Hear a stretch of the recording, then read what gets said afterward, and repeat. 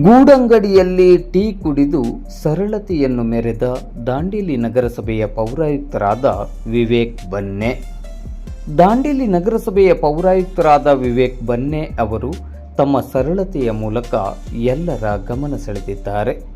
ಇಂದು ಮಂಗಳವಾರ ತಾಲೂಕು ಆಡಳಿತ ಸೌಧಕ್ಕೆ ತೆರಳುತ್ತಿದ್ದ ವೇಳೆ ಅಂಬೇವಾಡಿಯಲ್ಲಿರುವ ಸಣ್ಣ ಗೂಡಂಗಡಿ ಹೋಟೆಲ್ ಒಂದರಲ್ಲಿ ಕುಳಿತು ಟೀ ಮತ್ತು ಬಜ್ಜಿಯನ್ನು ಸವಿದರು. ಉನ್ನತ ಪದವಿ ಹಾಗೂ ಅಧಿಕಾರದಲ್ಲಿದ್ದರೂ ಯಾವುದೇ ಅಹಂ ಇಲ್ಲದೆ ಸರಳತೆಯನ್ನೇ ಮೈಗೂಡಿಸಿಕೊಂಡಿರುವ ವಿವೇಕ್ ಬನ್ನೆ ಅವರ ನಡೆ ಅನುಕರಣೀಯ ಮತ್ತು ಅಭಿನಂದನೀಯವಾಗಿದೆ. ಟೀ ಕುಡಿಯುತ್ತಲೇ ಅಂಗಡಿಯವರ ಜೊತೆ ದೈನಂದಿನ ವ್ಯವಹಾರದ ಬಗ್ಗೆ ಚರ್ಚೆಯನ್ನು ನಡೆಸಿ ಅವರ ಸಮಸ್ಯೆಗಳನ್ನು ಆಲಿಸಿದರು.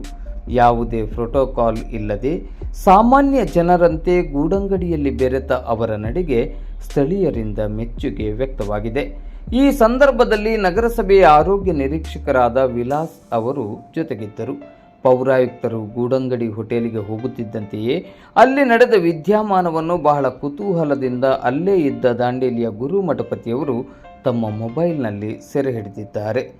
ಏನೇ ಇರಲಿ, ನಾವು ಮನುಷ್ಯರು, ನಾವೆಲ್ಲರೂ ಒಂದೇ ಎಂಬ ವಿವೇಕ್ ಬನ್ನೆ ಅವರ ಭಾತೃತ್ವದ ಮನೋಭಾವನೆ ಎಲ್ಲರಿಗೂ ಸ್ಫೂರ್ತಿ ಮತ್ತು ಪ್ರೇರಣೆಯಾಗಿದೆ. ಏನಂತೀರಾ?